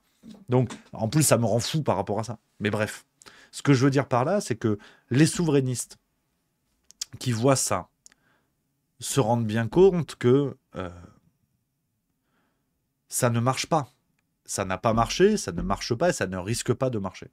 Donc, quand le système leur propose un candidat anti-système, en l'occurrence Hanouna, il y a beaucoup de souverainistes convaincus qui vont se dire « Ok, Hanouna nous prend pour des cons, il a dit Frexit non. Ok, mais on va y aller, tant pis, parce qu'Hanouna, c'est quelqu'un qui est anti-système. J'ai tenté de vous démontrer que c'était pas vrai. Donc, Hanouna va siphonner complètement les partis alternatifs. Je parle de souverainisme, mais il n'y a pas que ça. Il y a le parti pirate, il y a plein d'autres partis, évidemment. Donc, c'est non seulement une catastrophe pour le RN, mais à la limite, bon, en fabriquant Bardella, le RN, si tu veux, pour moi, ils se sont déjà tirés à Kalachnikov dans le pied, donc pourquoi pas. Mais c'est surtout pour les partis alternatifs que j'ai peur. Parce que Hanouna va venir les siphonner. Et le problème aussi là-dedans, c'est qu'il y a les partis politiques alternatifs qui vont être siphonnés de par ce que je vous explique, et aussi de par leur présence volontaire. Aujourd'hui, un Florent Philippot qui va souvent sur le plateau d'Hanouna. Dans l'image des gens, il est un féodé à lui. Parce qu'il s'est rendu sur son plateau, parce qu'il était là. Il a fait un peu les blagues, un peu les machins, un peu les bidules. Est-ce que Philippot va se retourner contre Hanouna qui lui a donné de l'audience, qui a permis aux patriotes de faire parler d'eux et de leurs actions? Super actions qu'il faut saluer, évidemment. Donc, il y a un côté d'une certaine manière, soumission volontaire, ou à minima, de retour d'ascenseur. Et je pense à des gens comme Myriam Palomba, comme Béatrice Rosen, comme Fabrice Divisio, qui sont allés manger chez Hanouna. Certains rémunérés, comme Fabrice Divisio. Je ne sais pas pour les autres. Mais ils vont se positionner comment, ces gens-là? Ils vont être perçus comment? En ayant fait carrière, en tout cas, non, pas carrière, ils avaient des super carrières en amont dans leur domaine, évidemment, il ne faut pas déconner non plus, mais en étant exposés médiatiquement grâce à Hanouna. Voilà, je corrige mon propos. Comment vont-ils se comporter si Hanouna y va et qu'il attend un renvoi d'ascenseur? Est-ce que ça ne va pas contribuer aussi à siphonner non seulement les partis alternatifs, mais les médias alternatifs? Parce que Divisio, Palomba, Rosen, on les a vus partout. Partout, partout, partout. Fabrice Divisio, j'ai eu la chance de le recevoir 2 fois sur Juste Milieu. Donc ça entraîne qui, en fait, cette histoire-là? Ça va créer une inertie, dans l'hypothèse où Hanouna y va, pardon. Mais il va y avoir des retours d'ascenseur à faire. Il n'a pas fait ça pour rien, le gars. Je pense qu'il ne mûrit pas ce projet présidentiel depuis avant-hier.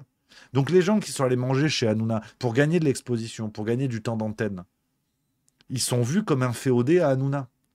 Et est-ce qu'ils vont avoir le courage de dire non, ce mec-là est une émanation du système? Ou est-ce qu'ils vont suivre? Et ce qui me fait peur, et je le dis avec toute la sympathie que j'ai pour elle, quand je vois l'une des premières réactions de Myriam Palomba à la une de Valeurs Actuelles qui était scoop, point d'exclamation, pourquoi pas, point d'interrogation, il y a quoi derrière? Il y a quoi derrière ça? Alors que Myriam Palomba, c'est lié avec Florent Philippot, ce sont des gens qui défendent le Frexit. Donc pourquoi pas un mec qui ouvertement vous dit Frexit, niet? Donc, c'est ça qui me fait peur. C'est ça qui me fait peur, les amis. C'est que, au-delà de la blague, au-delà du canular, si Hanouna y va, c'est un siphon terrible pour l'alternatif, au sens large, parti comme média. Donc, c'est ce que je voulais vous dire, les amis, pour finir sur cette analyse, qui a été relativement longue, de développer point par point tout ça. Je voulais vous donner mon raisonnement, et je le redis, qui n'est que le mien. Donc, réagissez en commentaire. C'est très important pour moi d'avoir votre avis, de savoir ce sur quoi vous êtes d'accord et ce sur quoi vous n'êtes pas d'accord, pour débattre, pour papoter. Vraiment, n'hésitez pas. C'est très important. On n'est pas d'accord, c'est le but du jeu, et voilà, c'est presque le but de ne pas être d'accord, donc c'est très, très bien comme ça, c'est beaucoup mieux comme ça. Donc voilà, je prends quelques messages dans le chat et après je dois pas tarder, les amis, je dois raccrocher dans quelques instants. Dites-moi ce que vous en avez pensé de cette séquence, si vous avez trouvé ça bien ou pas bien, d'accord, pas d'accord, n'hésitez pas. Zabou 1961 qui me dit long mais bon, ouais, c'est pas tout le temps qu'on me dit ça dans ma vie. Camille 24, très bonne analyse, je pense la même chose. Olivier Mars 13, c'est tout à fait le fusible qui pourra faire pencher la balance du côté voulu par le système. Anarchy 08, après il peut utiliser son temps d'antenne pour préparer sa campagne avant de se déclarer, un peu comme Macron qui a utilisé ses prises de parole pour faire la campagne européenne de 2019. De plus, comme il a reçu des représentants pendant les manifs des Gilets jaunes, il peut s'appuyer dessus pour justifier l'argument populaire. Merci beaucoup. Et très bon argument d'Anarchy 08. Je m'en veux de l'avoir oublié. Mais c'est tout à fait... En tout cas, je suis complètement d'accord. C'est tout à fait juste. Hanouna aura aussi la légitimité des Gilets jaunes. Et du Covid. Et même du Covid. D'avoir permis de faire parler. C'est très très juste, très très juste cet élément. Merci beaucoup Anarchy 08. Ça me semble très important à rappeler, c'est qu'il pourra instrumentaliser et les gilets jaunes et le Covid pour nourrir un projet politique qui contribuera à baiser les gilets jaunes et à potentiellement recréer des situations comme le Covid. Merci Anarchy08, je suis complètement d'accord. C'est pour ça que je papote avec vous. Vous dites des trucs encore mieux que moi, donc vous êtes super. Ingrid WZ, super analyse, merci. Gwen BZH, 2201, les bouquins de Branco expliquent tout le système. On est dans ce que dit Juan Branco, effectivement. Rock Bali, tu la mets sur YouTube, cette analyse? Oui, on la publiera demain soir à 19h. Très exactement. Rome Menton 57. Je pense que tu as raison, Rémi, mais je pense tout de même que les Français sont pas aussi cons et ne voteront pas pour un animateur télé. Alors, comme je disais, hein, je pense pas qu'il gagne, mais qu'il y aille, oui, avec ce but de faire baisser le RN, de faire baisser les partis opposants au système, on va dire. Opposants, non, pas au système, pas du tout. Opposants à Macron, très exactement. Donc, de faire baisser le vote autre que Macron et de siphonner la sphère alternative. Ça, j'en suis assez persuadé. Merci. Clem Drop qui nous dit plutôt d'accord avec le déroulé de ton analyse, les arguments se tiennent de même, surtout après avoir regardé les reportages de Off Investigation. Il faut que je regarde les derniers, ils font un super boulot avec Jean-Baptiste Rivoire, qu'on embrasse, qui est très très fort, et son équipe, évidemment. Donc voilà les amis, ce que je voulais vous dire là-dessus. Sur ce sujet Hanouna qui me passionne et qui fait que voilà tout est un petit peu en place, hein. Tout est un petit peu en place déjà et voilà les copains. Ning Cook qui nous dit la raison pour laquelle Asselineau est le seul chez les souverainistes pour qui je pourrais voter, c'est que lui, c'est pas un raciste et contre la stigmatisation des musulmans et des non-blancs, en plus d'être pour le Frexit, est accéléré. Alors, merci à Fab172 pour le suprême 6e mois. Les amis, vraiment, sur cette histoire de Filippo Asselineau, si je peux vous demander une chose, vraiment une chose, vous le savez, je suis pas là pour influencer ce que vous pensez, ce que vous votez.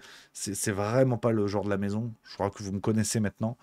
Mais vraiment, sur ces histoires de Asselineau, Filippo et tout, vous avez peut-être raison. Peut-être que Filippo est arrivé pour affaiblir le projet de Asselineau. Peut-être que Asselineau la joue solitaire et que dans son parti, il a personne derrière lui et que finalement, il ne sert pas la cause. Peut-être que tout le monde a des qualités, assurément. Peut-être que tout le monde a des défauts, assurément aussi. Mais vraiment, je vous demande un truc. Arrêtez de vous faire des nœuds au cerveau avec ces histoires à la con. La priorité, je pense qu'on est tous d'accord là-dessus, c'est la survie de la France, si j'ose dire. En tout cas, c'est pas son affaiblissement.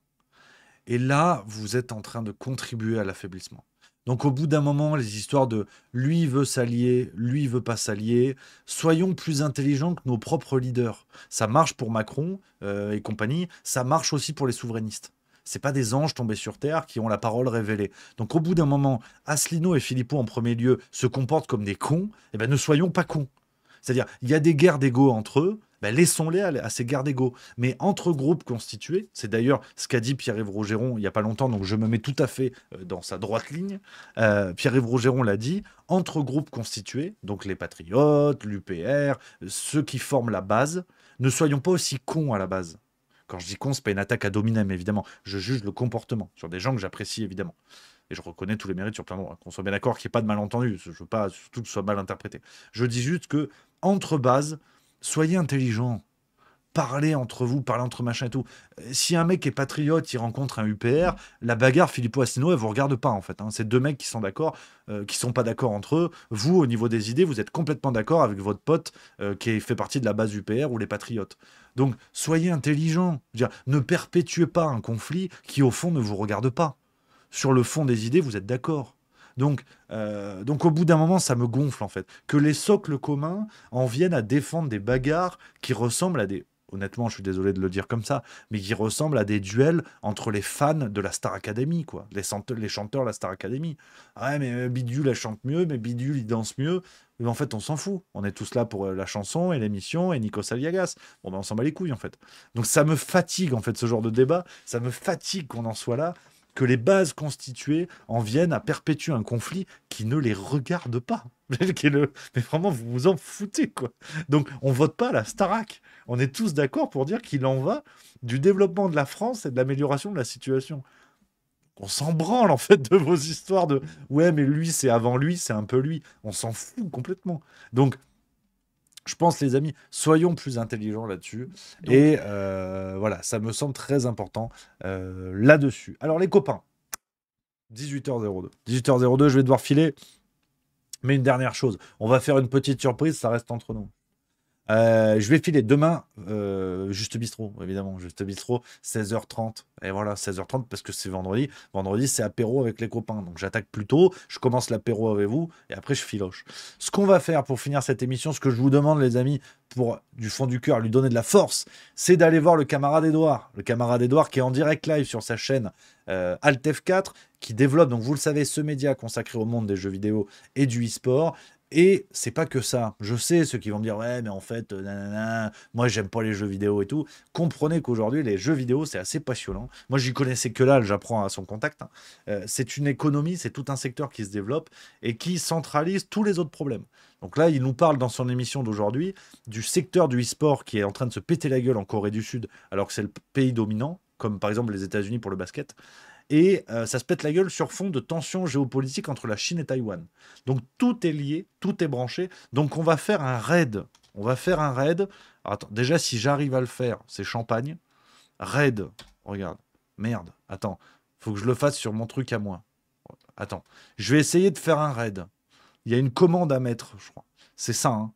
Faut que je mette la commande /raid crochet Chanel. Non, pas entre crochets le Chanel, c'est ça. Et paf. Voilà, et là on a créé le raid. Donc là on va aller le voir. Voilà. Etc., hein, tu vois, regarde. Vous n'êtes pas cons. Voilà. Donc là vous allez tous sur la chaîne d'Edouard. Voilà. Là, c'est cool, ils avaient signé des accords en 2018. Je sais pas, ça marche comment le raid? Attends, j'y coupe le museau. Voilà, j'ai mis le raid, donc vous allez chez Edouard maintenant. Voilà, et vous dites pas que c'est moi, vous y allez, il va être content comme tout. Voilà, je compte sur vous les copains, j'ai fait le raid, tout le monde va chez Edouard. Ça a marché ou pas le raid? Voilà. Attendez, j'écoute avec vous. Un moment que c'était en tension, et en fait, à la base, on nous dit oui, c'est parce qu'en fait, ils n'ont pas réussi à se mettre d'accord sur des potentiels droits TV, hein, que la LCK touche des revenus grâce à la diffusion en Chine des compétitions de la LCK, etc. Et donc, officiellement, c'est ce qu'on nous a dit. Ça part dans 20 secondes. C'est ce qu'on nous a dit. Ah oui, mais je suis con, et c'est vrai. Il y a plusieurs mois, hein, il y a quasiment J'ai dit, dites pas que c'est moi, mais il va voir. Attends, apparemment, ça marche. Allez-y. Hein. J'ai plus rien à faire, moi. Bon, alors bonne soirée si ça coupe. J'ai aucune idée de ce que je viens de faire. Apparemment, ça va passer automatiquement d'une émission à l'autre. Donc, vous allez aller chez l'ami Edouard. Vous lui faites un bisou. Et vous êtes gentil. Hein. Je compte sur vous.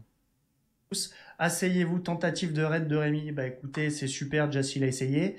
Après la technique, vous savez, bon, hein, vous savez. Donc, bienvenue à tous. N'hésitez pas, on était en train de parler de la crise de la LCK. Là, on était en train de parler e-sport et géopolitique. Et là, vous allez me dire, ah, Edouard, attention, ça n'a rien à voir. Et pour autant, il y a quand même des liens. Je suis venu solo. C'est super. Aïe, attaqué. Oh là là là là là. Si ça a fonctionné, nous, une pipe en voilà, une coupe en plein milieu, cet animal. On y est, aïe, il a raidé comme il fallait. Few secondes avec 292 personnes. Salut tout le monde, bienvenue, asseyez-vous. Ah non, d'une pipe. Salut Edouard, mais bienvenue à tous pour tous ceux qui suivent la juste